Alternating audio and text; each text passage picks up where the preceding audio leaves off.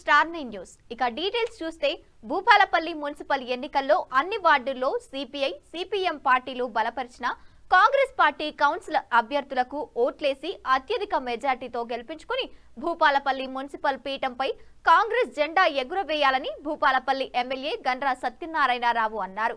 ఈ రోజు సోమవారం భూపాలపల్లి మున్సిపాలిటీ పరిధిలోని 18, 19 గాంధీనగర్, ఎల్బీ నగర్, రెడ్డి కాలనీ, బానోతు వీధి, సత్తర్ నగర్ కాలనీలలో సిపిఐ, సిపిఎం పార్టీల బలపరిచిన కాంగ్రెస్ పార్టీ కౌన్సిలర్ అభ్యర్థుల గెలుపు కొరకు ఎమ్మెల్యే గండ్ర సత్యనారాయణరావు, కాంగ్రెస్ పార్టీ జిల్లా అధ్యక్షుడు బట్టు కరుణాకర్, రాష్ట్ర trade promotion corporation chairman ఐతా Prakash Reddy, CPI జిల్లా కార్యదర్శి కొరిమి రాజుకుమారు, సిపిఎం జిల్లా కార్యదర్శి బంధు సాయిలు, పట్టణ అధ్యక్షులు ఇస్లావత్ దేవన్, ముఖ్య నాయకులు మరియు ఆయా వార్డుల ఎన్నికల ఇన్ఛార్జీలతో కలిసి ఎన్నికల ప్రచారం నిర్వహించారు. ఈ సందర్భంగా ఆయా వార్డుల్లో నిర్వహించిన పబ్లిక్ కార్నర్ మీటింగ్లలో ఎమ్మెల్యే మాట్లాడుతూ భూపాలపల్లి మున్సిపల్ పీఠంపై కాంగ్రెస్ జెండా ఎగరాలని, అందుకు కాంగ్రెస్ శ్రేణులంతా సైనికుల్లా పనిచేయాలన్నారు. ప్రజా ప్రభుత్వం అమలు చేస్తున్న అభివృద్ధి, సంక్షేమ పథకాలను ఆయుధాలుగా చేసుకుని ప్రతి ఇంటి గడపకు తట్టాలన్నారు. కాంగ్రెస్ పార్టీ అధికారంలోకి వచ్చిన తర్వాత ప్రజా సంక్షేమం, అభివృద్ధి పంతన లక్ష్యాలు పనిచేస్తోందని తెలిపారు.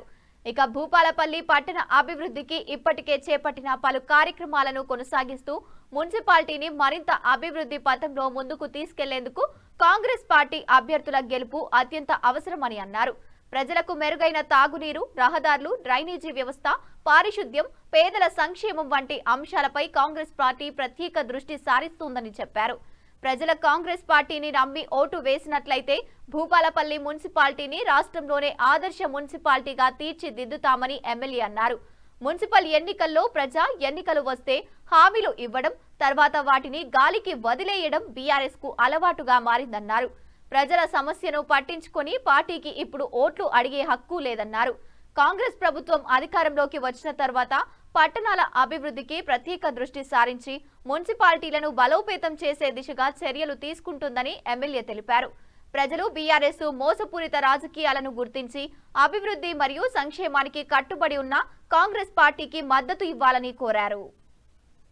నుంచి మొదలుపెట్టి బీటీ ఇక్కడికి తెచ్చారు.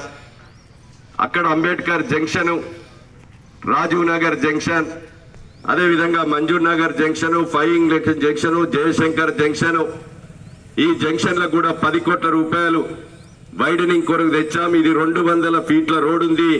ఈ 200 ఫీట్ల రోడ్డును తీసి సెంటర్ లైటింగ్ తో దీన్ని 4 లైన్ రోడ్డు చేయబోతున్నామని మీకు ఈ సందర్భంగా తెలియజేస్తూ, ఆర్టీసీ జంక్షన్ కాడ కామ్రేడ్ గద్దార్ స్టాచ్యూను పెట్టి ఈ రోడ్డును కూడా ఒక 10 నెలల లోపు పూర్తి చేస్తామని మీకు ఈ సందర్భంగా తెలియజేస్తున్నాం. అదేవిధంగా రామాలయానికి కూడా ఏదైతే మన దేవుని గుడి ఉందో ఆ గుడికి కూడా నేను 30 లక్షల రూపాయలు ఇచ్చి పక్కన ఒక షెడ్ వేసాం. రేపు వాష్రూములు కూడా కట్టిస్తున్నాం. యాదగిరి గుట్ట నుంచి కూడా ప్రధాన అర్చకులను పిలిచి మొన్న కళ్యాణం కూడా చేయించడం జరిగింది. ఈ రామాలయాన్ని కూడా అన్ని రంగాలలో అభివృద్ధి చెందే విధంగా చేయడం కూడా జరుగుతుందని మీకు ఈ సందర్భంగా నేను తెలియజేస్తున్నా. అదేవిధంగా ఇక్కడ ఈరోజు జంగేడుకు రామాలయము లేదు అని అంటే 160 లక్షలు ఇచ్చాం. జంగేడులో శ్మశాన వాటికల కొరకు కానీ మొన్న మా సోదరుడు ఏఐటీసీ నాయకుడు విజేందర్ చనిపోతే దానం చేద్దామంటే 1000 కోట్లలో శ్మశాన వాటిక లేదు. అదేవిధంగా 6 క్లైన్ తీసుకపోతే ఇదే రమేష్ అన్న నాకు ఫోన్ చేస్తే శ్మశాన వాటిక లేదంటే దానికి కూడా 1 కోటి రూపాయలు మంజూరు చేశాం. 30 వార్డులలో శ్మశాన వాటికలు ఏర్పాటు చేయడమే కాకుండా అదేవిధంగా 2 ఎకరాల భూమిని కూడా అలాట్ చేయించి ఈరోజు భూపాలపల్లి నుంచి గుడప్పాడు వరకు 4 లైన్ల రోడ్డు, ఇసుక బొగ్గు లారీలు, బూడిద లారీలు కూడా యాక్సిడెంట్లు అయి సెంటర్ నుంచే మోటార్ సైకిల్ మనుషుల మీద ఎక్కించకపోయి చంపినటువంటి సందర్భం ఉంది. 664 కోట్ల రూపాయలతో గౌరవ ముఖ్యమంత్రి రేవంత్ రెడ్డి గారిని ఢిల్లీకి తీసుకుపోయి గడ్కారి దగ్గర కూర్చుండబెట్టి 10 సార్లు పోయి 664 కోట్లు మంజూరు చేయించాం 4 లైన్ల రోడ్డు కానీ మీకు ఈ సందర్భంగా నేను తెలియజేస్తున్నా.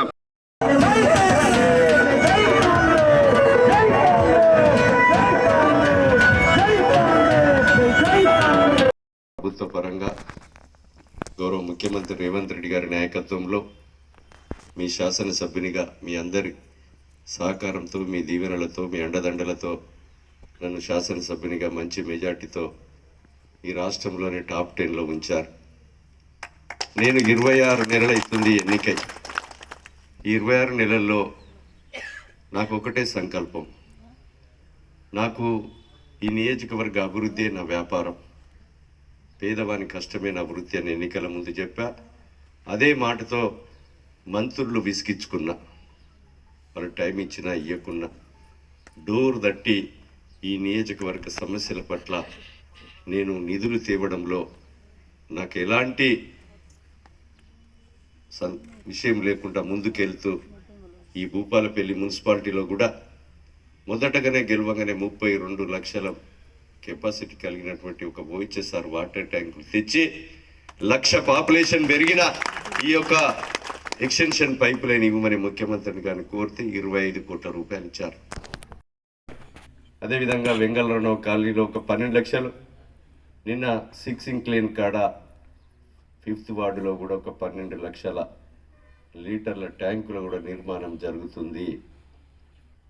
అదేవిధంగా మా అక్కలు చెల్లెళ్ళు అందరూ ఈ ప్రాంత ప్రజల వైద్యం లేక చాలా ఇబ్బంది పడుతున్నారు. సింగరేణి CMDకి చెప్పి వెంటనే సింగరేణి హాస్పిటల్లో సిటీ స్కానింగ్ మిషన్ వెంటనే కొనుగోలు చేయాలి, లేకపోతే బాగుండదని చెప్పి కొట్లాడి సిటీ స్కానింగ్ మిషన్ 2,500 రూపాయల టెస్ట్ చేసేటువంటి మిషన్ ఉచితంగా ప్రారంభించాను సంవత్సరంన్నర క్రితం.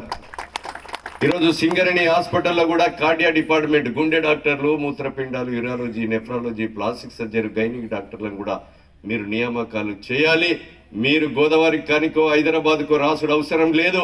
ఇక్కడ CSR DMFT నిధులు ఇక్కడ ఖర్చు పెట్టి డాక్టర్లను కూడా నియామకం చేయమని ముఖ్యమంత్రి గారితో, CMDకి, బట్టి గారితో, అదేవిధంగా కొత్తగూడెం పాకు చెప్పించి డాక్టర్లను కూడా నియామకం చేయించి ఇక్కడనే వైద్యం జరిగే విధంగా చేయబోతున్నానని మీకు ఈ సందర్భంగా నేను తెలియజేస్తున్నాను.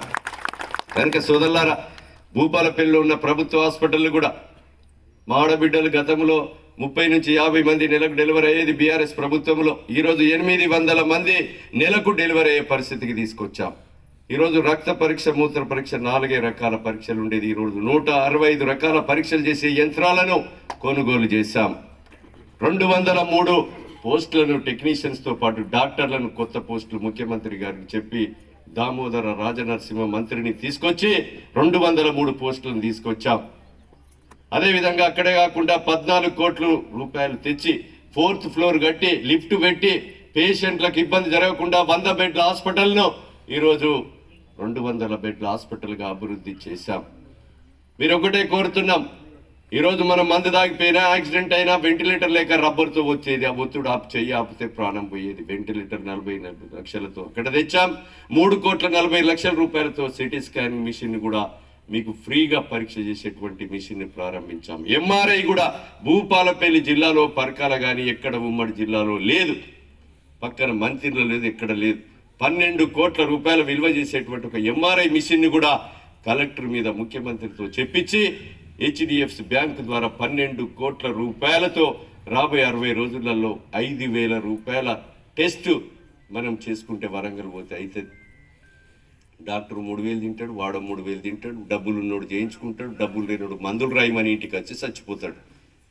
ఇది ఫ్రీగా ప్రభుత్వ హాస్పిటల్లో పెట్టి ప్రారంభించబోతున్నానని మీకు ఈ సందర్భంగా నేను తెలియజేస్తున్నాను.